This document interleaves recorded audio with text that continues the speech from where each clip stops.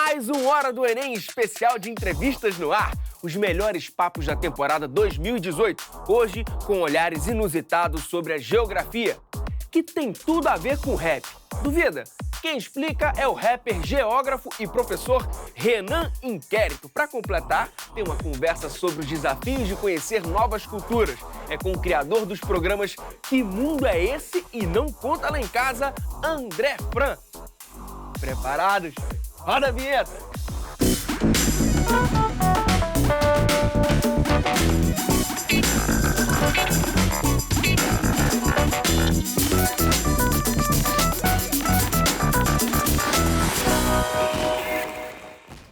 Hora do Enem de volta!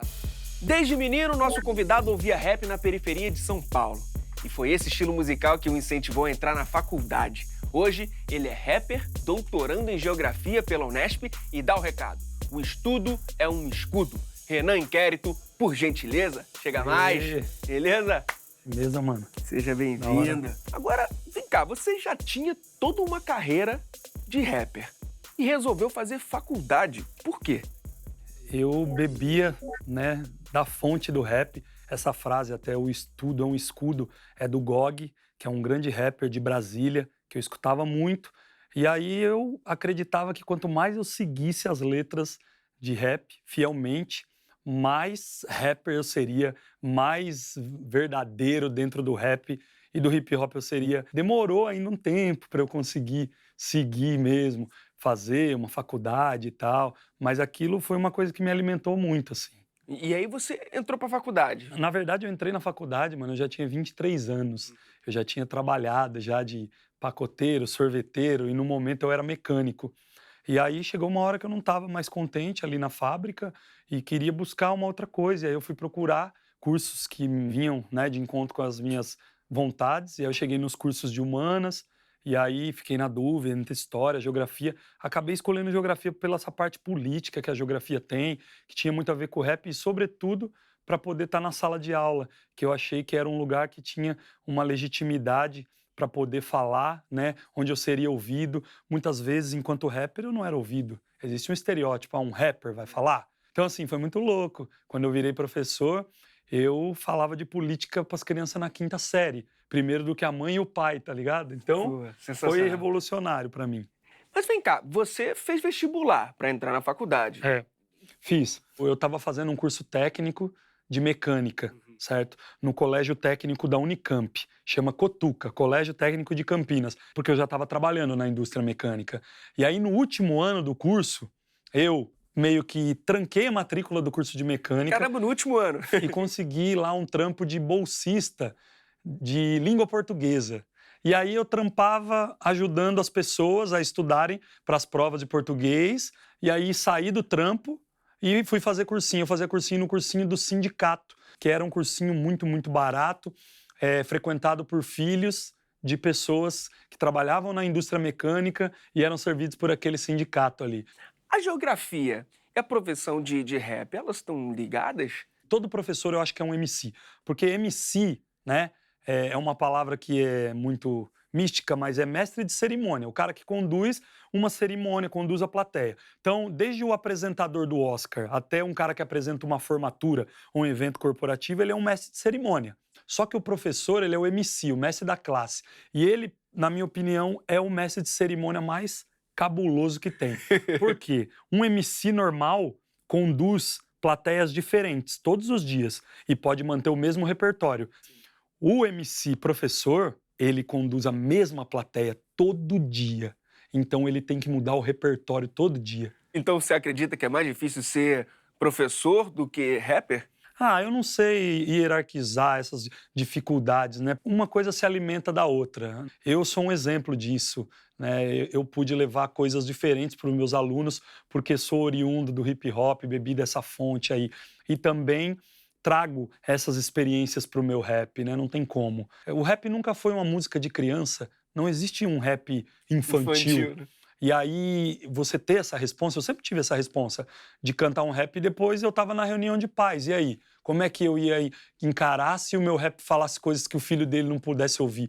Então aí era o professor falando em cima do MC, tá ligado? Então era MC duas vezes, hein? MC Exato. ao quadrado. MC duas vezes, é isso. Dá até uma fórmula aí, né? Já deu, MC né? ao quadrado. Uau. Entrar na faculdade é uma coisa, cursar e terminar, concluir é outra. Como que você fez para conciliar isso? No primeiro ano que eu entrei na Unicamp, existia um projeto lá chamado Cio da Terra, que era para dar aulas dentro de um assentamento rural. E aí eu me candidatei e ninguém queria ir, porque era um assentamento que era fora de Campinas, um assentamento rural, e eu morava perto desse assentamento. E não era muita gente que topava. Eu topei e fui dar aula de geografia lá, no primeiro ano. Só que quando você chega num cursinho como esse, não tem material didático, não tem coordenador pedagógico, tinha lá gente que queria entrar no vestibular, tinha gente que queria fazer concurso público, tinha gente que estava lá porque a mãe falou que era bom, e tinha inclusive analfabeto. Então imagina, eu aprendi a dar aula nesse lugar. Para mim foi a maior faculdade. Nenhuma disciplina que eu cursei ao longo da licenciatura na faculdade de educação me deram a bagagem que eu tive ali, cara.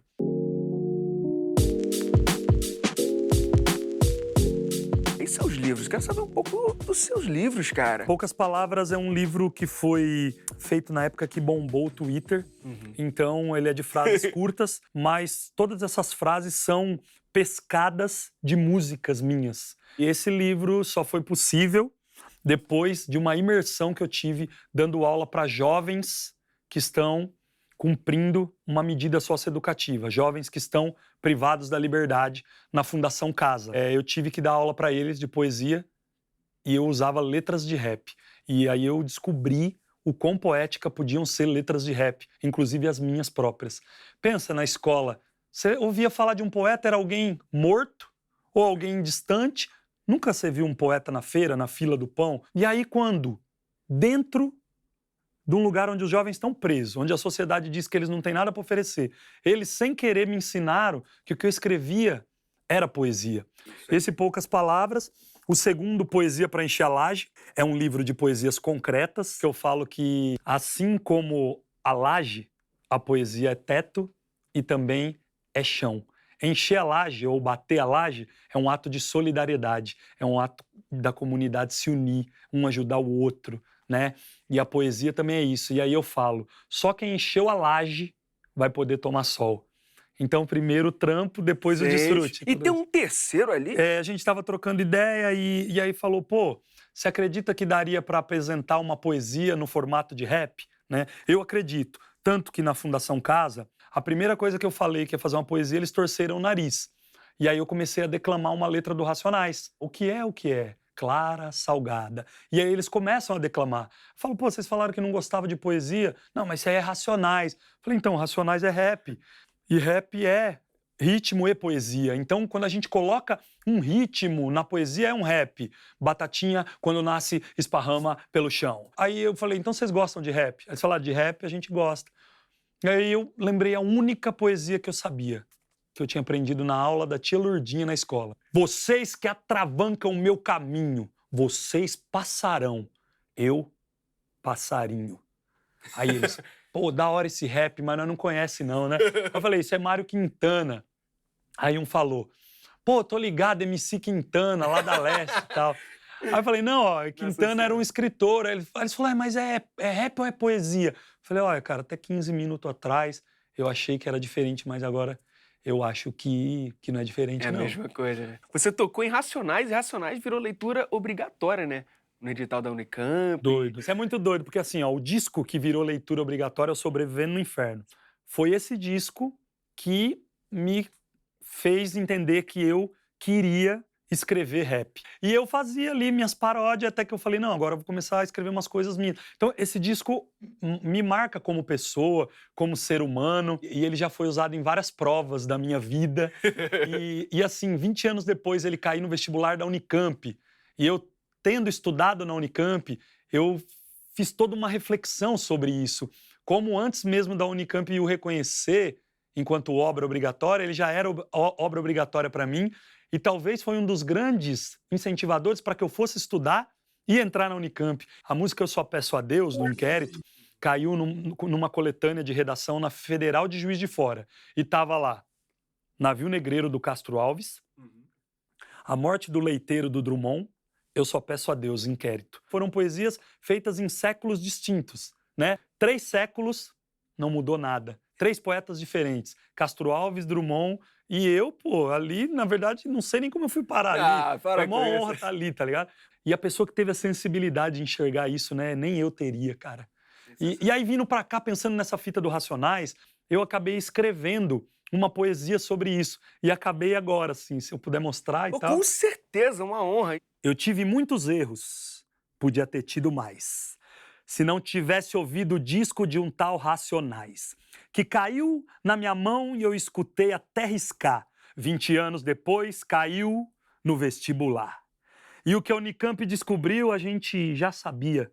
Sempre foi obra obrigatória na periferia. Usei em várias provas e momentos da vida. Foram fundamentais em todas as alternativas. E o reconhecimento é bom, né, quando vem em vida. Já perdemos Sabota, nego, foi triste a partida. Ed Rock, KL, Brau e Blue, toda a família. Vocês foram minha escola e eu ainda sigo a cartilha. Sensacional, cara, sensacional. E vem cá, voltando a falar de Racionais, qual é a relação entre esse álbum e a geografia? O rap tem uma grande ligação com a geografia, porque todo rapper fala a partir do seu lugar, que é a periferia. E um dos conceitos fundamentais da geografia tem paisagem, território e tem o lugar. E o lugar, para a geografia, é o espaço do acontecer solidário. Esse lugar não é geométrico, ele é afetivo, ele tem, né, outras explicações. E o rapper fala muito do seu lugar, muita descrição sobre urbanização, o crescimento caótico da cidade, os problemas que isso traz, a periferização, a formação dos enclaves fortificados, que são favelas que vão crescendo e condomínios que vão crescendo e se encontram, a questão toda ambiental, porque ocupam também áreas de alagamento, de desmoronamento. Cara, eu acho que o rap dialoga muito com a geografia e a geografia dialoga muito com o rap e com a periferia.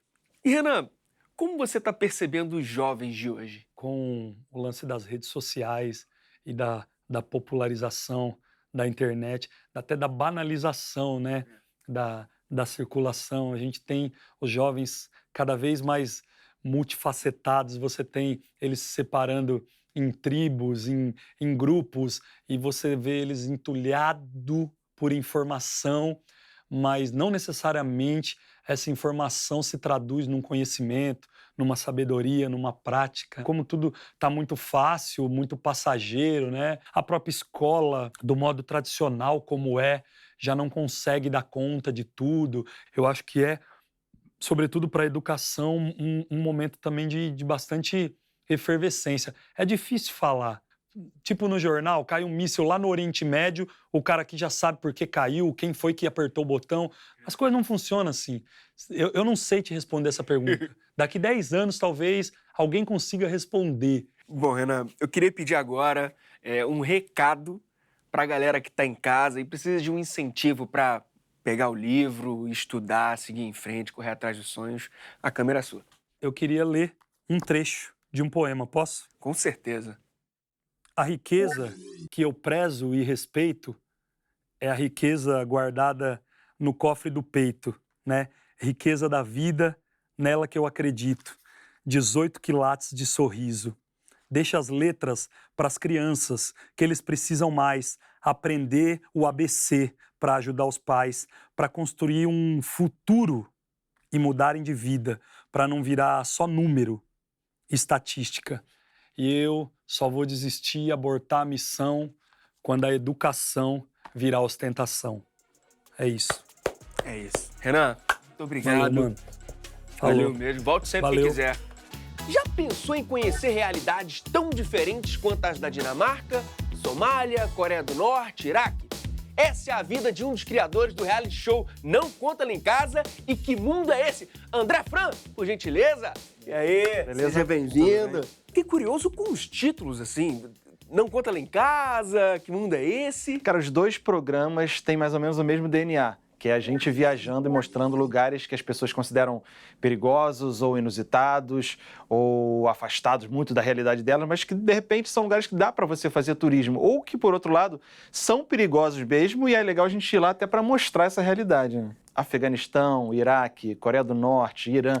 Ou seja, se a gente contasse em casa para onde a gente queria ir, a viagem nem começava, já parava por ali mesmo. E você chegou a contar em casa? Como é que foi? A gente contava, mas dava uma floreada, assim, né? Falava, não, tô indo para o Afeganistão. Aí a mãe, a namorada, mas Afeganistão, meu Deus. A gente, não, tá tranquilo lá, super bonito para visitar. Mentira, A gente já né? pensou tudo. Já vimos tudo, nada. Ia no improviso, e a gente nunca ia como jornalista, a gente ia por conta própria como turista, que é para ver mesmo a realidade dos países. E aí sim, ver como é que é a vida das pessoas, como é que é o dia a dia, o quanto do governo influencia naquela realidade, o quanto aquilo está mudando e não é mais aquela percepção que as pessoas têm do país, que tem isso também, né? Às vezes, Tem. por conta da mídia e tudo mais. A mídia A faz. pessoa acha que a gente vê, o que chega pra gente não é a realidade do país. E a nossa ideia era mesmo ir pegar carona na rua, conhecer gente, fazer amizade e assim traçar um perfil mais verdadeiro desses lugares. E alguns desses lugares a gente não consegue nem encontrar informação na internet, né? Acabei de voltar da Coreia do Norte, uma viagem super segura, super tranquila. Mas o que acontece? Muito fechado, um país muito controlado. Você só viaja para a Coreia do Norte dentro de um roteiro, de uma programação estabelecida pela Agência Nacional de Turismo norte-coreana. Então você chega lá, você tem 2 guias que te acompanham o tempo todo, você não fica sozinho em minuto nenhum, os caras se hospedam no mesmo hotel que você não dá um passo fora sem autorização ou sem a presença deles. O roteiro é todo programado por eles. Primeiro dia você vai conhecer o monumento tal, a escola tal, no segundo você vai conhecer isso, sempre com eles te acompanhando e te mostrando o que eles querem mostrar. O que, de certa forma, já é muito representativo do que é a Coreia do Norte, né? Um país completamente alheio ao mundo exterior, pro bem e pro mal, né? E não deu vontade de dar uma escapadinha, assim? Cara, dava, mas a gente preza muito pela nossa vida, pela nossa liberdade. Segurança, né? Então, não tem como você fazer nada fora daquele script traçado por eles. Mas, como o programa tem um pouco disso, ele é muito orgânico, é a gente saindo com câmera na mão, fazendo as perguntas que a gente quer fazer, as curiosidades que a gente tem. No caso da Coreia do Norte, você não ter essa liberdade de viajar normalmente, já é super representativo do que é a Coreia do Norte, né? Então acaba sendo bacana para o programa por esse lado. E para a população, isso interfere muito, essa rigidez, esse controle? Como é que é? Ah, com certeza. Isso é outra coisa que eu tive um choque bem grande depois que eu saí da Coreia do Norte, até pela primeira vez. E as pessoas têm a impressão de que eles são obrigados a chorar pelos grandes líderes quando morrem e que aquela adoração que eles têm é falsa, que eles são ameaçados na ponta da baioneta, da espingarda. Não é verdade. Eles realmente amam os líderes norte-coreanos, adoram, veneram, porque é a única informação que eles têm. Eles não têm acesso à internet. O que tem lá é a intranet, que é só controlada de informações controladas pelo governo. Ou seja, tudo de informação que chega até eles é que os líderes são onipotentes e adoram o povo norte-coreano e fazem o melhor por eles e são heróis que venceram os inimigos na guerra e que eles podem confiar e acreditar naquilo tudo. Eles não têm como relativizar isso com nenhuma outra informação externa. Então eles acreditam, né? Como os conhecimentos de geografia, assim, ajudam nessa imersão? Cara, eu diria que é a base de tudo pra gente, assim. Geografia e geopolítica também. A gente que faz o programa tem esse interesse pelas histórias, pelas questões, por causas que são difíceis de lutar, por pessoas que têm muito a dizer, mas não têm voz. Então, sempre foi o nosso desejo. Então, é pesquisa, é estudo, é referência, é vendo muito documentário, é trocando muita notícia de site e sabendo que por trás de toda essa informação que a gente já tem, que a gente quer conhecer, que a gente tem interesse, quando a gente viaja e chega no lugar, é um outro mundo que discutir na nossa frente. E, cara, viajar é uma das grandes aulas que a gente pode ter na nossa vida, né? Bom, vocês também estiveram em zonas de conflito. Como é lidar com medo ali? Por mais que a gente, às vezes, vá para lugares perigosos ou passe um certo nível de perigo, a gente nunca quis ser taxado de inconsequente ou malucão ou, os garotos, hoje não mais garotos, né? Com o meu cabelo branco pode denunciar. A gente queria mostrar realidades que não são mostradas. A gente se preparava, estudava, fazia contatos locais, o que é super importante também, mas às vezes errava um passo ou outro. Quando a gente foi para Bagdá, por exemplo, no Iraque, era no momento que os Estados Unidos, depois da invasão, começava a espalhar na mídia mundial de que o Iraque agora estava mais seguro, mais organizado, que o poder voltava ao povo iraquiano e ao governo iraquiano, o Iraque voltava a ser um país normal. E a gente foi lá, bom, se é normal, é seguro, vamos colocar isso à prova. E a gente se deparou com um cenário completamente de filme de guerra. Era insegurança o tempo todo, atentado a cada esquina, o lugar que a gente ia tinha sofrido um atentado no dia anterior, o lugar que a gente ia no dia seguinte não podia ir mais porque tinha tido um atentado à bomba, um caminhão-bomba. O hotel que a gente ficou hospedado, que a gente pensou, pô, vamos ficar aqui no hotel, vamos sair daqui o menos possível, porque aqui a gente está seguro. Uma semana depois que a gente deixou o Iraque, o hotel sofreu um atentado, morreram mais de 60 pessoas. Ou seja, não tinha lugar seguro no Iraque. Mas, no fim das contas, também é uma lição que a gente traz com o programa, né? Às vezes as notícias oficiais não são tão verdadeiras assim. Pois é, e atendem uma série de news, interesses, fake news, etc e tal. Conhecendo o povo, aí que você sabe as verdadeiras histórias, as verdadeiras questões. Isso é super importante no nosso caso. Você falou de um monte de perrengue, mas aposto que tem muita coisa engraçada também, não tem? Como somos amigos fazendo o programa, não tem como não ter história engraçada de amigo viajando junto. E amigo sempre quer colocar o outro numa situação embaraçosa, quer sempre colocar o outro na roubada. Eu me lembro quando a gente estava na Coreia do Norte da primeira vez, a gente entrava naquelas salas das escolas, da universidade, e tinha aula de música, por exemplo, aí tinha as crianças tocando violão perfeitamente, lindo, aquilo você vê que devem ter treinado horas e horas e horas de centenas de dias. E elas terminaram a apresentação e a gente chegou para o Léo, na época que trabalhava com a gente. Léo, toca aí uma coisa aí da nossa terra para elas. Ela, não, pelo amor de Deus, toca, Léo, vai lá, toca o negócio para a criançada ouvir. Aí tocou um rock and roll, tocou Johnny B. Good, tocando as crianças olhando assim, professora, a guia, todo mundo olhando assim. Aí no final ele terminou e a professora perguntou, o que é isso, Léo, que você tocou? Ele, eu toquei um rock and roll. Ela, rock? Rock and roll, rock. Não conheço essa expressão. Gui, uma professora jovem que falava inglês, não ter ouvido nunca a expressão rock and roll, já é super representativo de como o país é fechado. E aí o Léo saiu com uma sacada ótima. Ele tinha tocado Johnny B. Good, que é da trilha sonora do De Volta para o Futuro. Ele usou a mesma resposta que o Michael J. Fox dá no filme. Ele falou, olha, vocês não conhecem, mas de repente os filhos de vocês ainda vão gostar muito disso. Para fazer todas essas viagens, tem que ter muita grana, tem que ter dinheiro. É claro que você viajar para o exterior, você vai ter que pegar um voo, sempre tem um custo mais alto. Mas muitas vezes não é aquele custo exorbitante que as pessoas acham que é impossível. De repente você trabalhar, se planejar, juntar uma graninha, vale o investimento. Porque para mim viagem é investimento. É investimento em você mesmo, em você aprender, em você conhecer o mundo, quebrar preconceitos, aprender outras culturas, se deparar forçadamente com diversidade, o que é muito importante. E você sempre se imaginou trabalhando com isso? Eu nunca me imaginei trabalhando com isso. Eu me formei em jornalismo e em publicidade, porque eu gostava de informação e era um cara criativo. Mas se eu ia, e já trabalhei em publicidade, se eu ia ficar escrevendo anúncio de sabonete, ou se eu ia fazer um programa para rádio ou para TV, na verdade o programa de TV foi o que a gente criou.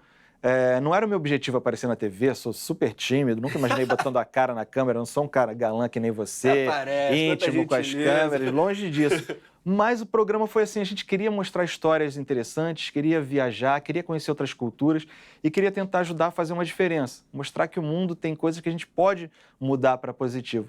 E a gente viu que, de repente, um programa de TV é uma boa ideia, é uma boa ferramenta para isso, como é o Hora do Enem.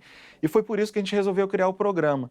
Então, eu acho que sim, eu, de repente, não imaginava fazer exatamente isso, mas, de alguma forma, os caminhos e as aptidões e as coisas que eu gostava, que acho que é super importante você fazer o que gosta também, se você puder, e fazer uma diferença com aquilo que você faz. O mundo precisa muito, isso eu vi em primeira mão, quanto o mundo precisa de gente querendo fazer a diferença por um mundo melhor.